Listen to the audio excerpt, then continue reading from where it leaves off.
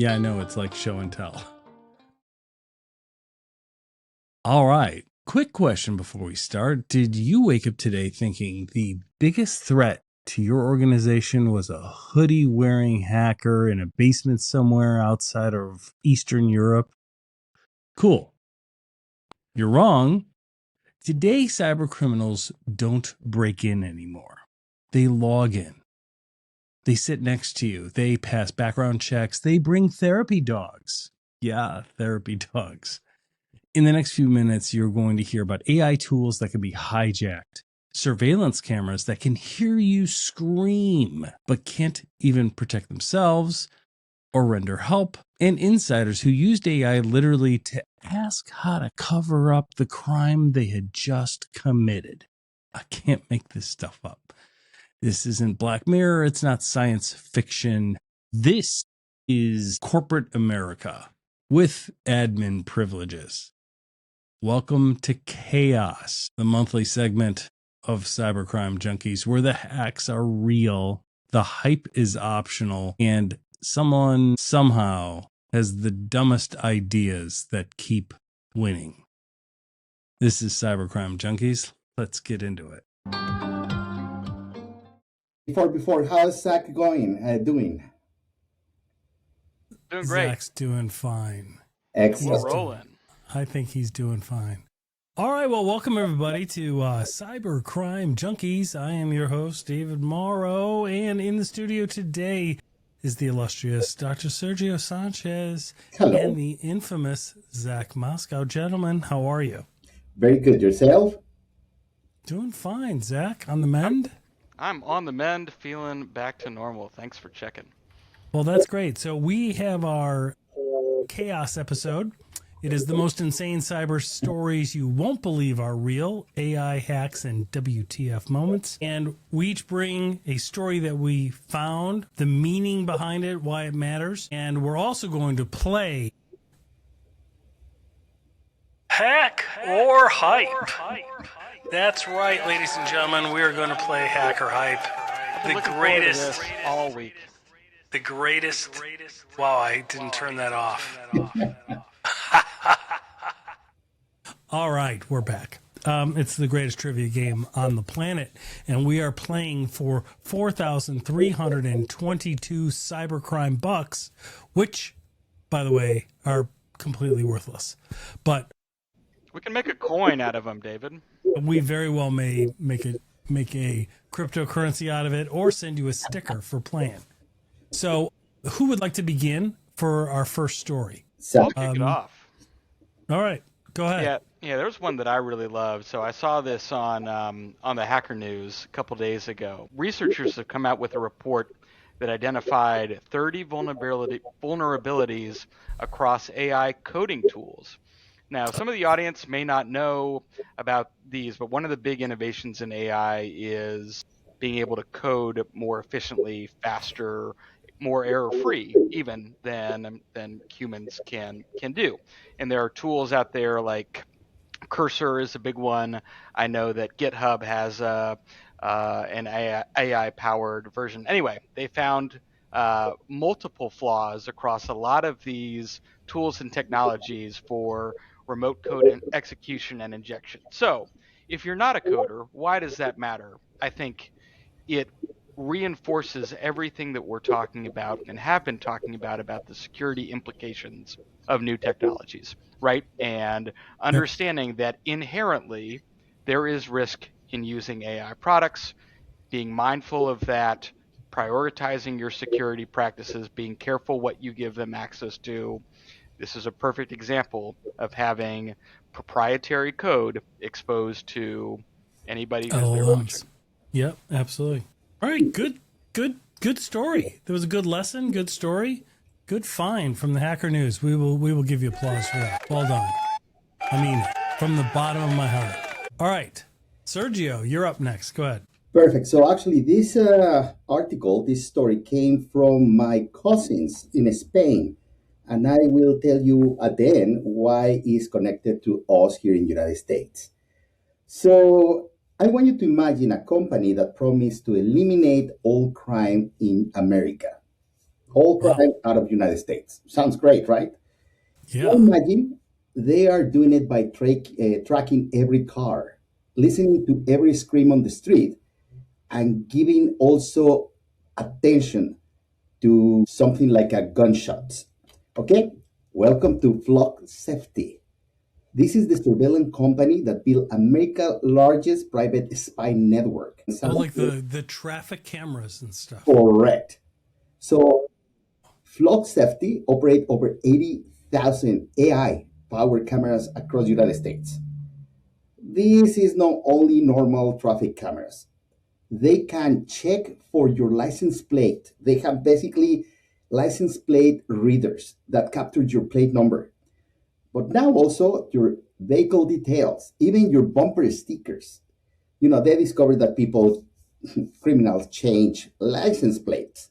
Sure. But now you have, bumper stickers that are specific for that car, or even, marks for, crashes, scratches, etc., etc. Yeah, that's why Zach keeps his drill in the back of his trunk. Because after he knocked off that liquor store last Thursday, he had to he was doing it by hand, and he's like, my hands were getting cold. So he's got that. Oh, I'm sorry, I wasn't supposed to share This that. Sorry. beard is actually a stick-on. I can just Yes, it pulls right off. Next time I see you, I'm pulling that beard. All right. So this information that these cameras are kept for 30 days, okay? And every time you pass in front of these cameras, you are logged.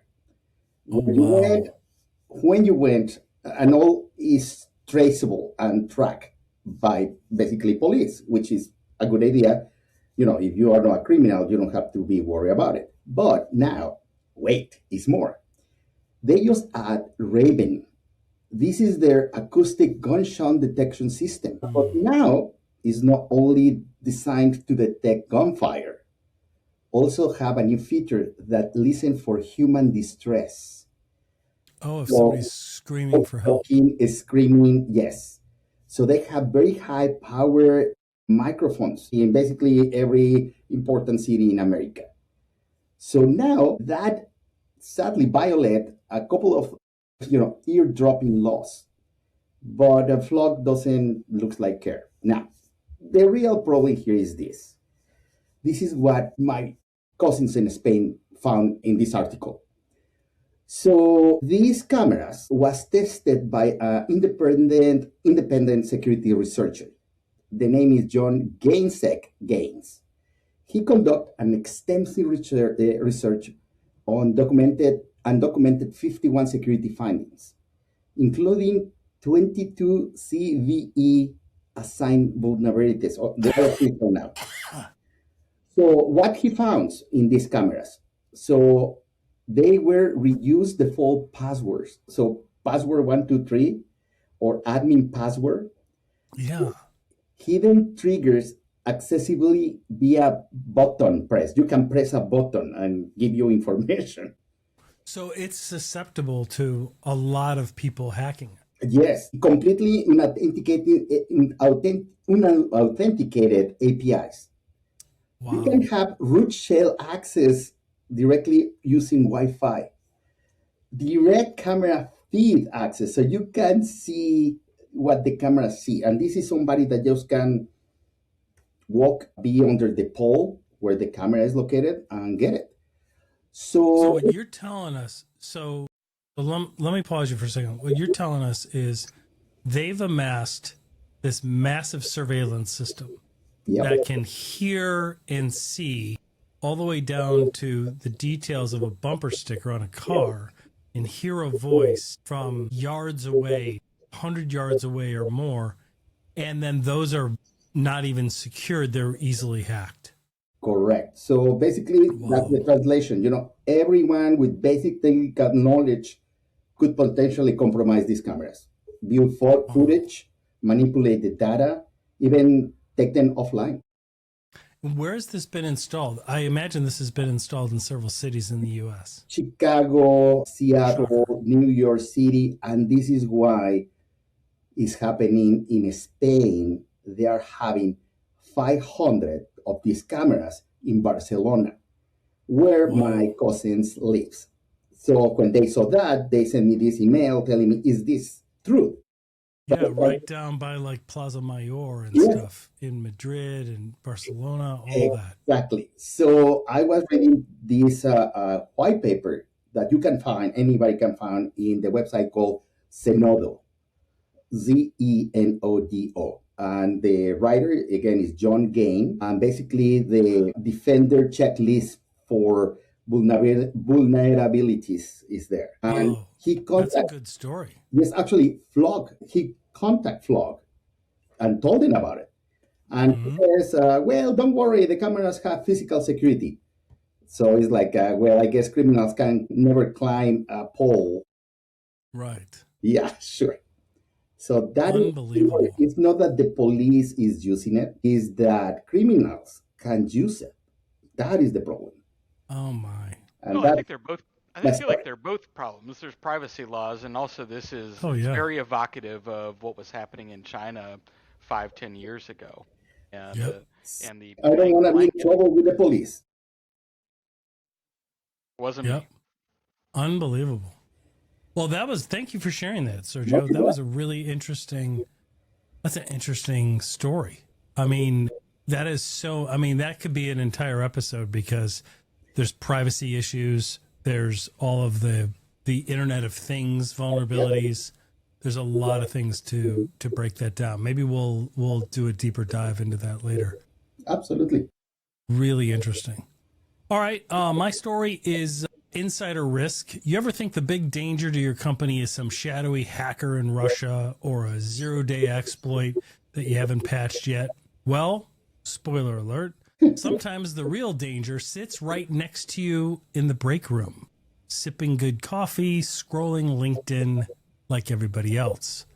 Enter the ghost contractors. Meet Munib and Sohaib Akhtar, twin brothers from Virginia who are formerly convicted state level hackers who rejoined the workforce working for, of all places, a federal contractor. Yeah. What could go wrong, right? Well, looks like their work ethic or their work product wasn't up to snuff and they got fired. But instead of walking out quietly, they walked into legendary status. On their way out, they deleted, allegedly, 96 government databases held by their employer, including files for the Department of Homeland Security, the IRS, the FBI, and more. 96 databases. The brothers had previously pled guilty a couple years earlier for hacking related offenses, and apparently that didn't stop their contractor employer from rehiring them.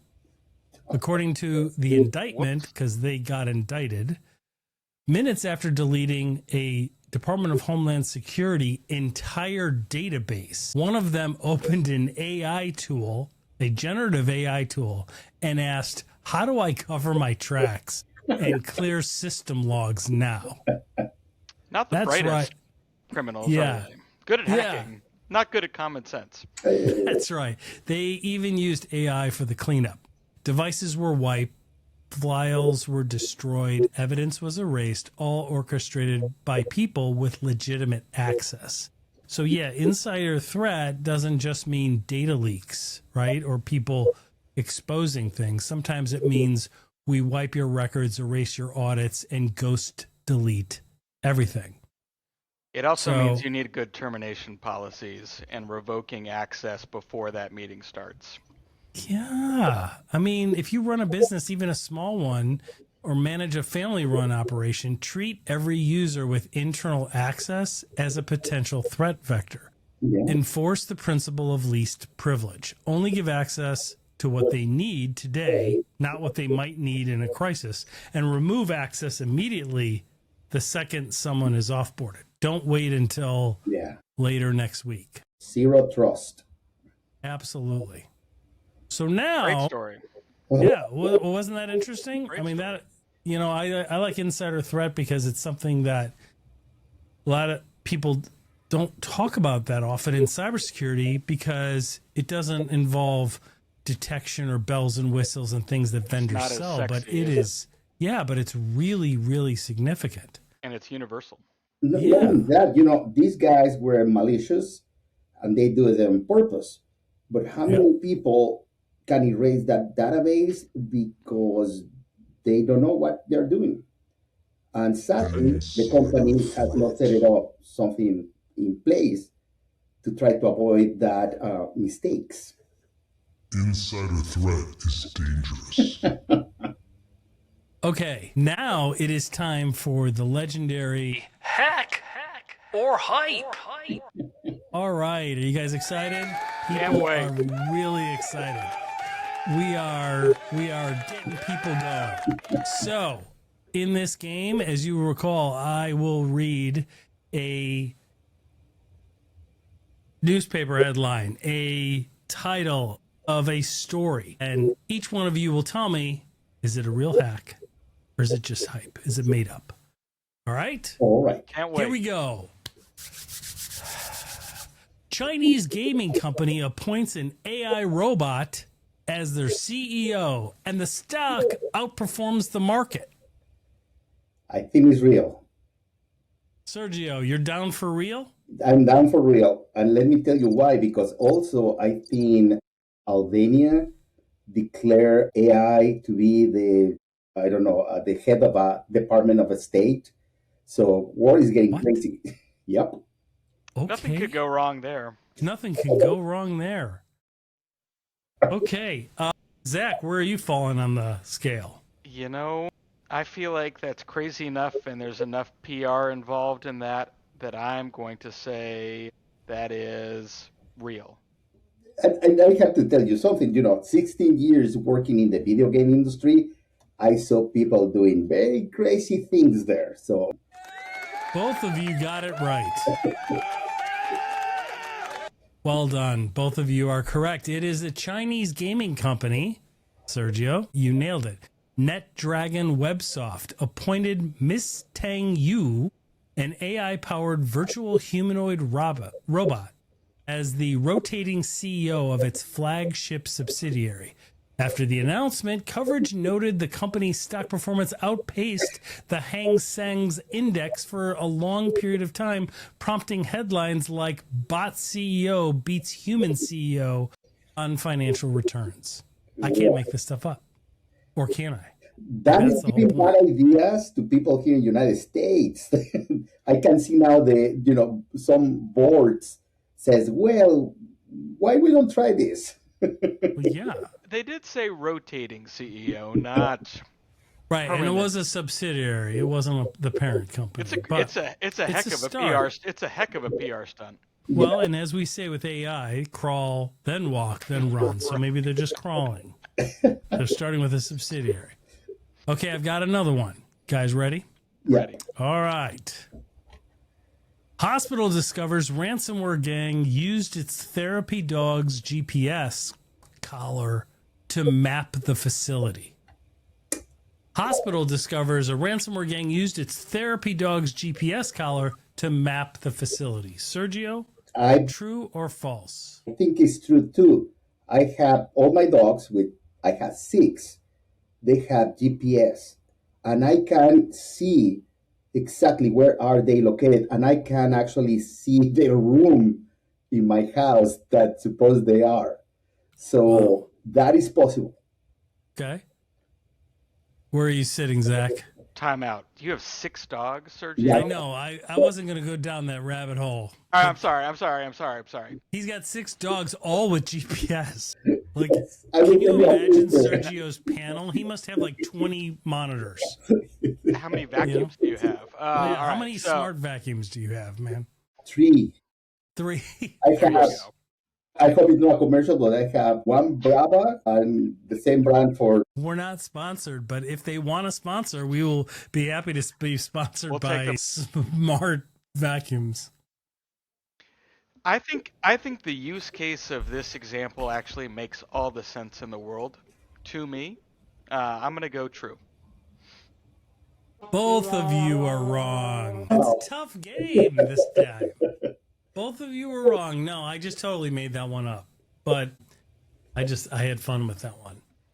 But that's It's a good one. possible. I feel like It's plausible, though, isn't it? Yeah. It is plausible. In my mind, I was thinking through how much intel would a cyber criminal really get out of a physical map was the one kind Right. of pause that I had. Like a Yeah. really, well, I got distracted by the 6 dogs. It's Sergio's fault. Mm-hmm. you think about it, if you get the floor plans of a hospital, you can call and do something like social hacking and says, hi, I'm such and such nurse from this floor. I can see that, this room, blah, blah, blah. So that will give them familiarity with the location. And can be Absolutely. exploited in a different way. Yep. That's exactly right. Mm. All right. Well, thank you, everybody, for this session of chaos. We appreciate you.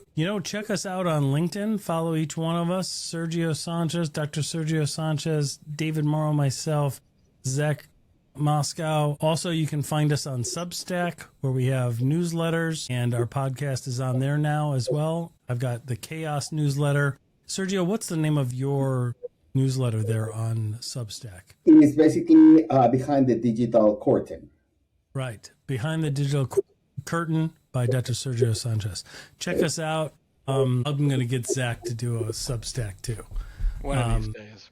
I really enjoy it. I really like it. It's a neat platform. It's kind of like it's like a blend of LinkedIn and Twitter. Yeah. Because you can kind of tweet out stuff and you get some really good insight. It's not very political, and the Kardashians aren't on there, so it's really kind of nice. I like it. Yeah. Well, I'm out if they're not there, David. Yeah, I know. That's a big driver for you. Yeah.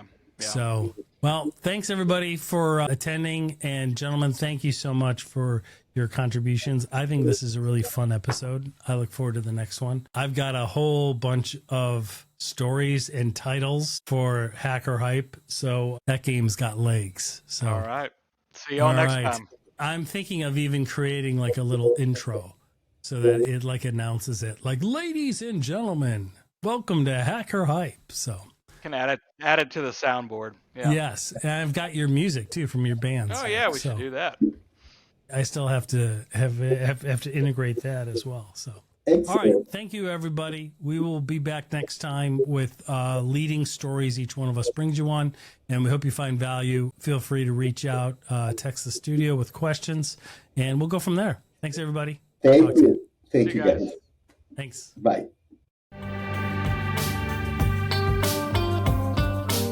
Catch us on YouTube, follow us on LinkedIn, and dive deeper at cybercrimejunkies.com. Don't just watch, be the type of person that fights back. This is Cybercrime Junkies, and now the show.